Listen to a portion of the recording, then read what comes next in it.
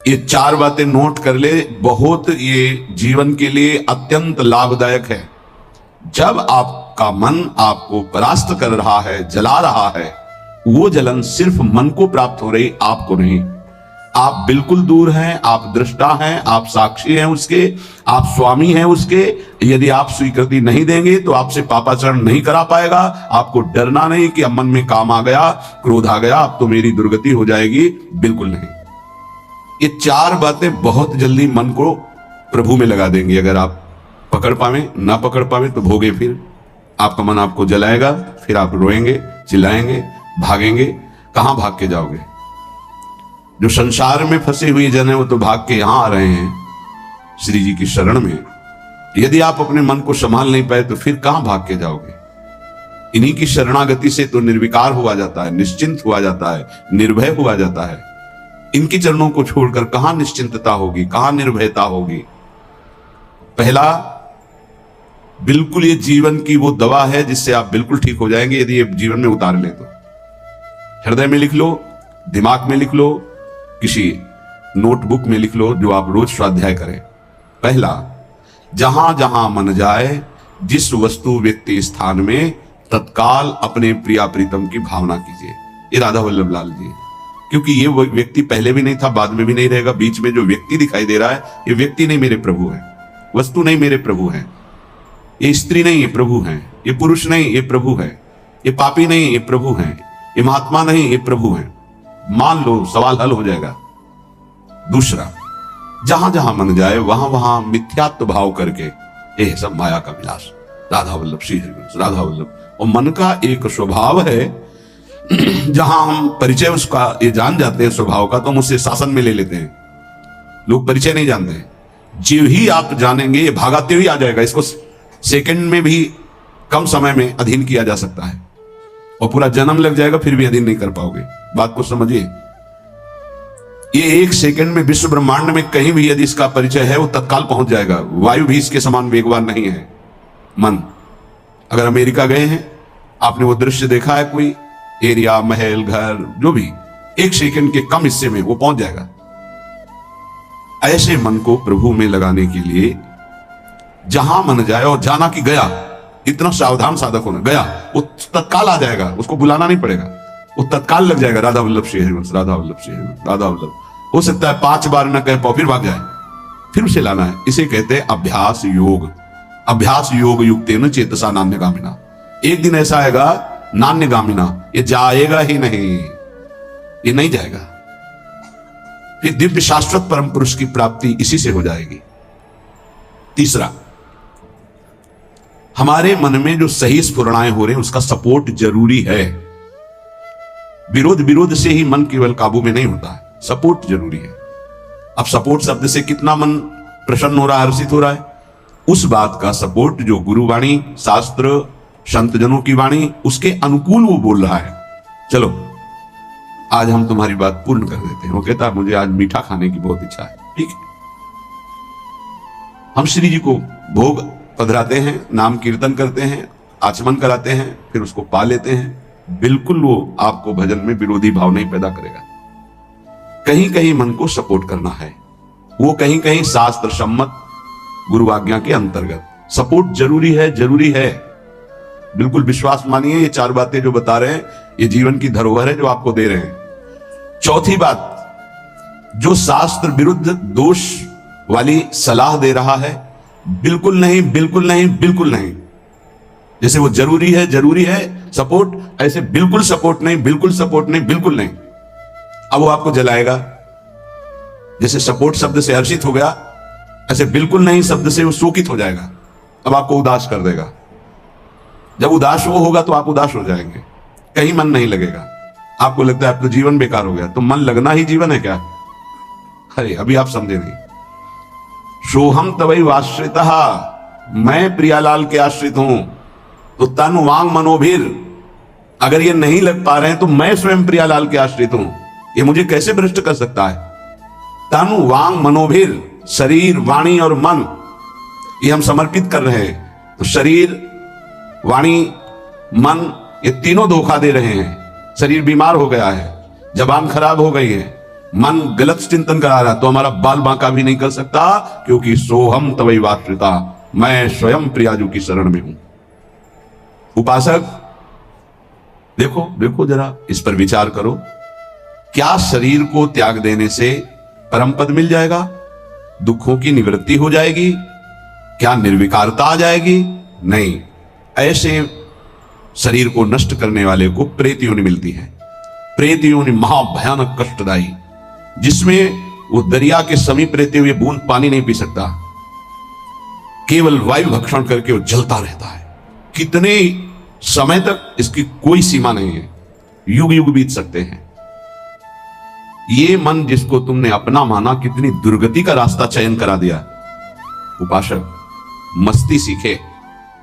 अरे चाहे गृहस्थ हो या विरक्त हो, भगवत आश्रित मस्त रहना सीखो। सदा रहो अलमस्त, नाम की धुन में हो जा मत वाला। निरंतर नाम, क्या फर्क पड़ता है मन सही है या गलत, क्या फर्क पड़ता है? क्यों? क्योंकि मैं स्वयं प्रभु के आश्रित हूं, मैं सच्चिदानंद का सच्चिदानंद अंश हूं। ना मैं कभी दूषित था, न दूषित हूं, न दूषित रहूंगा, और ना सृष्टि में किसी की सामर्थ्य है कि मुझे दूषित कर सके। इंद्रियां दूषित हो सकती हैं, मन दूषित हो सकता है, क्रिया दूषित हो सकती है। अब हम प्रभु के बल से इन इंद्रिय, मन और शरीर के दोषों का नाश करूंगा, ना कि इनके अनुसार चलूंगा। ये उपासक का स्वरूप है। व्यथा इंद्रिय प्रमथन स्वभाव वाले, मनुष्य प्रमथन स्वभाव वाला, इनके मथित होने पर मनमथ नाम है काम का, वो इनमें बैठ करके ऐसा प्रमथन करता है, ऐसी व्यथा उत्पन्न करता है कि साधक का तदात्म भाव होने के कारण वो असहनीय हो जाता है और वो गलत संकल्प और चेष्टा में उतर जाता है। इसी को सह गया सो महापुरुष। यम ही न व्यथयन्ते ते पुरुषम पुरुषर्षभ।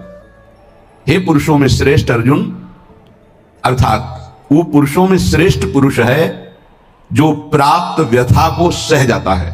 इंद्रिय मन के द्वारा विकारात्मक पीड़ा को बिना किसी से राग द्वेष किए चुपचाप सह गया, ये भगवान की विशेष कृपा उस पर। हमारा मन क्या बुद्धि के साथ सोचवाता है कि जब हमें जो काम सताया, लोभ मोह ममता जो भी, हमें वो तत्काल मिल गया और हम शांत हो गए तो सौभाग्य समझते हैं। दुर्भाग्य है उस उपासक का जो चाहे और उसको प्राप्त हो जाए, दुर्भाग्य है उसका। सौभाग्यशाली वो है जो चाहे और ना मिले और जलता हुआ सह गया, उसे वो चीज मिलेगी जो त्रिभुवन में किसी को किसी साधना से नहीं मिलती।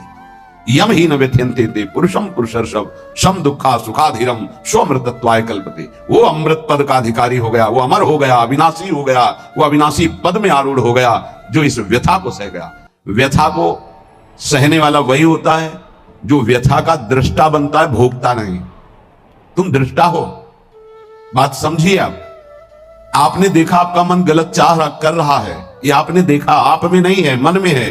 पर कहने को होता है कि मेरे मन में दोष आ गया, लेकिन मेरे मन में नहीं, वो मेरे में आ गया, मैंने स्वीकार कर लिया। यही दुर्दशा है माया के द्वारा की गई। इसी का नाम जड़ चेतन ग्रंथि है। यही चिज्जड़ ग्रंथि है जिसका नाश करते हैं वेदांत के द्वारा, भक्ति के द्वारा, योग के द्वारा, कर्म योग के द्वारा, सत्संग के द्वारा, शास्त्र स्वाध्याय के द्वारा। आपको विविध शास्त्रों का सार 5 मिनट में मिल गया, जो जीवन भर प्रयोग किया गया शास्त्र स्वाध्याय करके संतों की कृपा से, वो 5 मिनट में मिल गया। अगर इसे स्वीकार कर ले तो बहुत जल्दी आप महात्मा बन जाएंगे, चाहे गृहस्थ में हो या विरक्त में। महात्मा का संबोधन स्थिति से है, बाहरी किसी पद पदवी से नहीं। स्थिति होती है, उसे महात्मा कहते हैं। महात्मा शब्द भगवान के आगे भी लगता है, महात्मा श्री कृष्ण, ऐसा कई बार महाभारत में संबोधन हुआ। महापुरुष भगवान को कहते हैं, वंदे महापुरुष ते चरणारविंदम। जो भगवान में तन्मय हो गया वो महात्मा, जो भगवान में भगवत भाव को प्राप्त कर लिया वो महापुरुष, अर्थात भगवान और भगवान के जनों में अभेद स्थिति हो जाती है। अगर ये आज जो चर्चा हो रही इसको आप अपने जीवन में नहीं धारण कर पा रहे तो दुर्भाग्य है, जलोगे, रोगे, परेशान कर देगा तुम्हें मन। इसको बहुत बार सुनना। एक एक शब्द ये अमृत है, ये जीवन का सार हम आपको बता रहे हैं। मन से लड़ने की ये युक्तियां हैं जिससे साधु अपने मन को भगवान में लगाकर शांत करता है। जब हमारा मन भगवन्मय होने लगता है तो उसमें भाव का प्रादुर्भाव हो जाता है। फिर ये जो अभाव है, इसी से कामनाएं प्रकट होती हैं। शब्द को पकड़ना, मन में सुख का अभाव ही भोगों की कामना पैदा करता है। मन में भगवत भाव ही निर्विकारता की स्थिति प्रदान करता है। जब आप इन 4 सूत्रों का प्रयोग करके मन को भाव में ले आएंगे तो यही मन जो आपको रुलाता है यही नचा देगा। पायो जी पायो मैंने राम रतन धन पायो, नाच पड़ोगे कि वस्तु अमोलक दी मेरे सतगुरु, निश दिन बढ़त सवायो, रात दिन आनंद बढ़ रहा है, सदगुरु ने निहाल कर दिया। किसी को ऐसा लगता हो कि हाथ रखने से ये विकार नष्ट हो जाते हैं, आज तक हमने कहीं शास्त्र में नहीं पाया ऐसा, कई संतों से ऐसा नहीं पाया। सबने उपदेश देकर के, कृपा शक्ति देकर के साधन में लगाया और उसको परिपक्व किया, उपासक को बलवान बनाया। अगर ये आशीर्वाद से होता तो उपदेश ना देकर सबके हाथ माथे पे रख देते, भगवान सबका मंगल करें, सब निर्विकार हो जाएं। कभी ऐसा नहीं हुआ है, ना ऐसा हो सकता है। हम जब संतों के वचन पर श्रद्धा करते हैं और उसको स्वीकार करके आचरण में लाते हैं तो वही आशीर्वाद हो गया कि हमारा पुरुषार्थ सार्थक हो गया। हमारा प्रयत्न गुरुदेव के वचनों के अनुसार, प्रयत्न की शक्ति गुरु कृपा, तो आगे जो भक्ति का रंग वो गुरु कृपा, मोक्ष जो वो गुरु कृपा, भगवत साक्षात्कार गुरु कृपा। पर उसमें हमारी पूरी शक्ति उनकी आज्ञा पालन में लगी है, इसीलिए प्रधान कृपा हमारी हुई। हम प्रधान कृपा अपने ऊपर नहीं करते, और तो सहायक कृपा सब है। भगवान की कृपा, मानव देह मिला, सत्संग मिल रहा है। गुरु की कृपा, स्वीकार किया, मंत्र दिया, नाम दिया, उपदेश कर रहे हैं। शास्त्र कृपा, हमें सुलभ मार्ग, भगवत मार्ग, उससे नाना प्रकार के बचाव पक्ष की बातें, उसमें आसक्त होने की बातें दोनों बताई गई। परमार्थ में कैसे आसक्त हुआ जाता है, परमार्थ में कैसे बचा जाता है, शास्त्र कृपा भी है। अपनी कृपा हम नहीं कर पा रहे। अपनी कृपा, अब हमको इस संसार समुद्र से मुक्त होना है, डूबना नहीं, इसमें पार जाना है। अब मुझे वही करना है जो मेरे गुरुदेव कहते हैं, शास्त्र कहता है। अब इसके विपरीत नहीं, ये अपने ऊपर कृपा हो गई। कोई बिरला समझ पाता है गुरु कृपा को। हमारी सदैव दृष्टि पार्थिव रही है, व्यवहारिक रही है, लौकिकी दृष्टि रही है, इसीलिए हम गुरु की बात में भी लौकिकी, व्यवहारिकी, स्वार्थपना देखते हैं। नहीं नहीं, ये केवल आपके लिए है। आपको दुलार करना या डांटना, आपको अपना मानना, अधिक प्यार दिखाना, आपके मन को चुराकर प्रभु में लगाना है। उस मन को ऐसे आसक्त किया जाता है, भय दिखाकर, प्रलोभन दिखाकर, दुलार करके, कि आपका मन श्री जी के चरणों में ऐसे समर्पित हो जाए कि आप निहाल हो जाएं, आप सुखी हो जाएं। अंदर की बात यही होती है। कभी सैकड़ों बार देख करके, मिल करके आपको दुलार करना, कभी वर्षों आपकी तरफ बिल्कुल न देखना, न संभाषण करना। क्या समझते हो आप? पहले आपको प्यार करते थे, अब नहीं करते। पहले आपको प्यार का व्यवहार दिखाई देता था, अब तुम्हारे ऊपर वास्तविक प्यार की वर्षा हो रही है, जो ना देखकर, ना बोलकर भी अंदर से चिंतन करते हुए तुम्हारी चित्तवृत्ति को भगवदाकार किया जा रहा है। कहीं तुम पांच भौतिक शरीर में आसक्त ना हो जाओ। अगर पांच भौतिक शरीर में आसक्त हो गए गुरु के, तो शरीर छूटने के बाद तुम्हारे मन में आएगा अब मैं अनाथ हो गया। नहीं, तुम ऐसे बलवान बनो, ऐसे गुरु आसक्त बनो कि तुम्हारे अविनाशी गुरुदेव का परिचय तुम्हें प्राप्त हो जाए। मेरे गुरुदेव प्रियाजू की नित्य सहचरी हैं, वो कैसे मर सकते हैं? वो हमारे भाव में हैं, वो हमारे संग हैं, हमारे आसपास हैं, वो जागृत में हैं, वो स्वप्न में हैं, वो सुषुप्त में हैं। मैं कभी अपने गुरुदेव से एक पल भी अलग नहीं होता। ये स्वरूप है।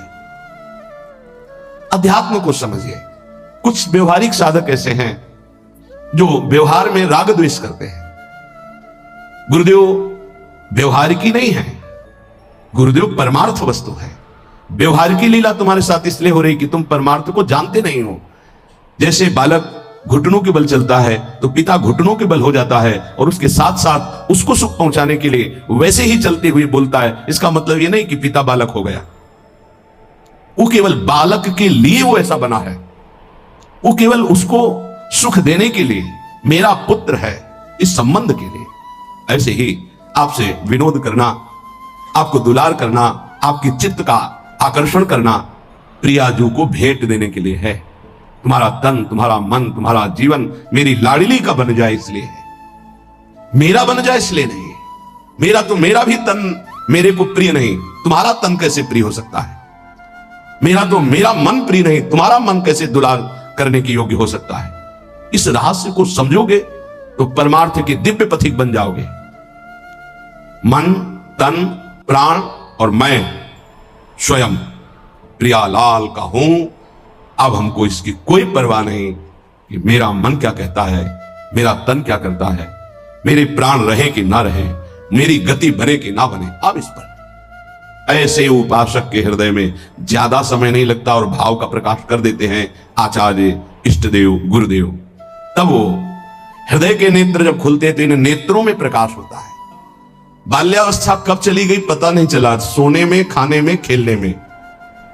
और जब जवानी आई तो बाम कहते हैं प्रतिकूल काम आकर्षण शरीरों में। ये ऐसा नशा चढ़ा काम का जवानी में, कुछ समझ में नहीं आया और जवानी निकल गई। तरुणाई सुख बाम में खोयो, डंके की चोट में काम ने तुम्हारी यौवन अवस्था को नष्ट कर दिया। गोस्वामी तुलसीदास जी कहते जौवन ज्वर के ही नहीं बलकावा। जवानी का बुखार किसको नहीं चढ़ा? तो कोई तो होगा जिसको नहीं चढ़ा। उसी को नहीं चढ़ा जो भगवान के चरणों में चित्त लगा दिया, नहीं तो जौवन ज्वर के ही नहीं बलकावा। बड़ी कृपा होती है साधकों पर जब असुविधा जवानी में होती है। पेट में अन्न ही नहीं है तो काम की वृत्ति ही नहीं जागृत होती। बस एक ही आग लगी हुई है, कैसे ब्रह्म साक्षात्कार हो जाए, इस प्रपंच का बाध करके कैसे स्वरूप में स्थित हो जाऊं। वहां कोई गुंजाइश नहीं कुछ सोचने की, देखने की, बोलने की। अब यौवन अवस्था में काम सुख और बुढ़ापा अवस्था में, बाल्यावस्था से जवानी तक जो किया उसके संस्कार खत्म, मनुष्य जीवन खत्म। खलक सब रैन का सपना, समझ मन कोई नहीं अपना। कठिन है मोह की धारा, बहा सब जात संसारा। घड़ा जो नीर का फूटा, पत्र जो डाल से टूटा। जो पत्ता डाल से टूट गया दोबारा नहीं लगेगा। कच्ची मिट्टी में पानी भरा गया, फैल गई, किसी काम की नहीं रही।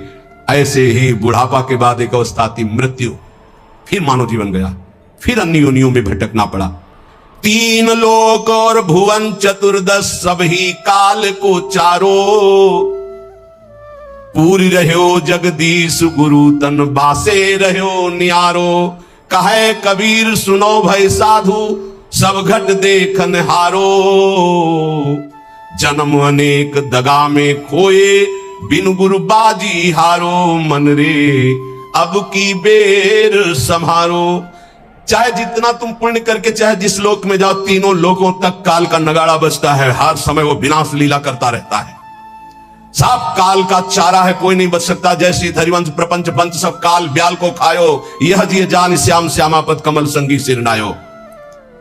गुरुदेव ने जिसको स्वीकार किया और जगदीश का ज्ञान प्रदान कर दिया, कबीर साहब कहते हैं भाई सुनो, वही विजय प्राप्त कर लिया जो घट घट में सबको आराध्य देव माना। हर घट में हमारा आराध्य देव विराजमान है, वो जीवन मुक्त हो गया। इस शरीर का धारण करना मानव देह का यही सफलता है। नाम जप करते हुए सब में भगवत भाव करके अपने आप का उद्धार कर ले। समझो रे भाई, समझो रे, अरे हिया नहीं रहना, करना अंत पयाना। जाना है भाई जाना है, मरना है भाई मरना है, आज नहीं तो कल मरना है। गंदे विषय सेवन करके नहीं, भगवान नाम जप करके, अच्छे आचरण करके, भगवत प्राप्ति करके मरना है। यदि हम इस मनुष्य शरीर से भगवत प्राप्ति नहीं कर पाए तो हमारे दुख का अंत नहीं होने वाला। प्रेम भक्ति की रीति समझ कर हित सो राम रिझावे। गोविंद के कौतुक गुण लीलाता को ध्यान लगावे। सेवा सुमिरन बंदन अर्चन नौधा सो चित लावे। अब की अवसर भलो बनो है, बहुरी दाव कब पावे। भजन प्रताप उतरे भव सागर, उर आनंद बढ़ावे। साधुन की संगति को साबुन लेकर, ममता महल बहावे। हे भाई, बिना प्रेम भक्ति के भगवान की प्राप्ति कठिन है।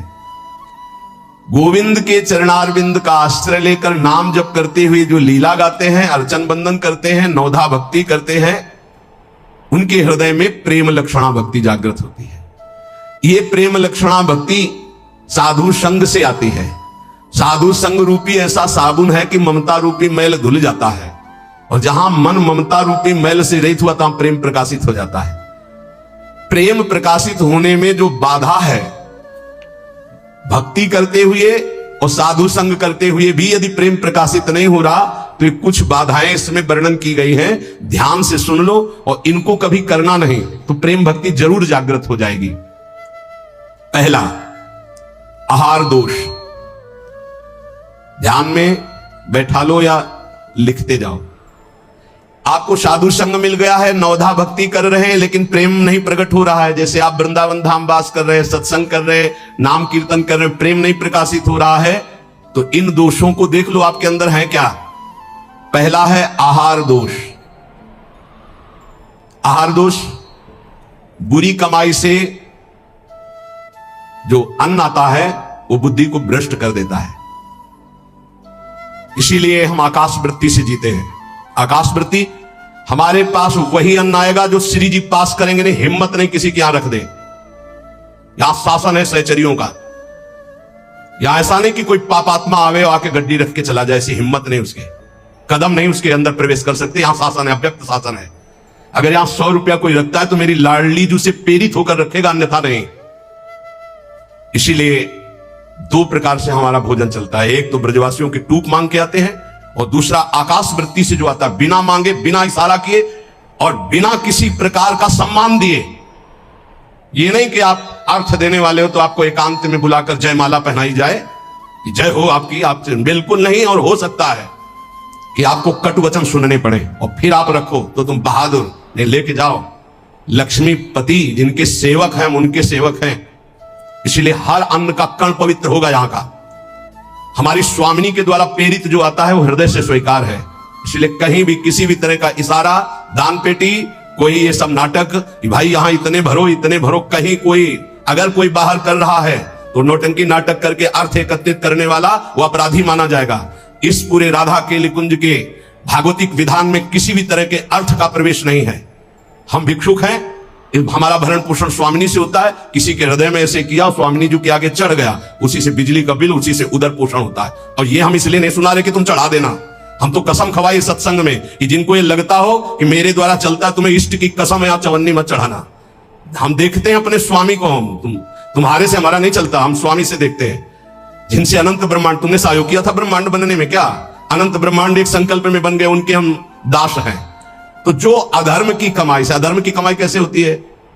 जहां हमारा धर्म कहता है कि ये नहीं लेना चाहिए, हम उसे लेते हैं। जहां हमारा धर्म कहता है ये नहीं करना चाहिए, उसे हम करते हैं और फिर वो अर्थ लेते हैं। कई तरह के अधर्म की कमाई होती है। इसको हमने देखा भ्रमण के समय में। जैसे कहा जाता है कि आपका ब्लैक व्हाइट हो जाएगा, ऐसा हमने कहीं पढ़ा, शास्त्रों में नहीं पढ़ा, संतों से नहीं सुना। धर्म से 10 रुपया कमाओ, 4 रोटी बनाओ, एक रोटी में 4 टुकड़े कर लो, 3 में तुम पाओ। एक गाय को दे दो, कौआ को दे दो, एक भिक्षुक संत को दे दो, एक ऐसे डाल, कोई जीव जंतु खा ले, इसे कहते हैं। वो तुम्हारा धन और पवित्र हो गया। पापाचरण करके आओ, 1 लाख में 10,000 दो, नरक जाओगे, क्योंकि वो 10,000 जो खाएगा उसकी बुद्धि भ्रष्ट हो जाएगी। आहार दोष। जब द्रौपदी जी और महाराज युधिष्ठिर और भगवान श्री कृष्ण भीष्म पितामह को घेरे हुए प्रश्न उत्तर हो रहे हैं, तो बहुत शास्त्र का ज्ञान दे रहे हैं, बहुत हजारों प्रश्नों के उत्तर भीष्म पितामह जी ने दिए।